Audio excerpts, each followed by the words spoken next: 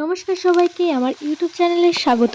দিনটা ছিল আমার জন্মদিন, আর বাবার কাছে আবদার করেছিলাম আমার জন্মদিনে মেনু হিসাবে বিরিয়ানি বানিয়ে দিতে হবে।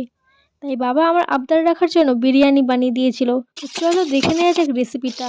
ভিডিওটি ভালো লাগলে অবশ্যই লাইক এবং সাবস্ক্রাইব করে দেবেন। तेरे नैना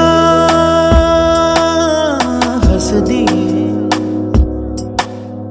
बस गए मेरे दिल में तेरे नैना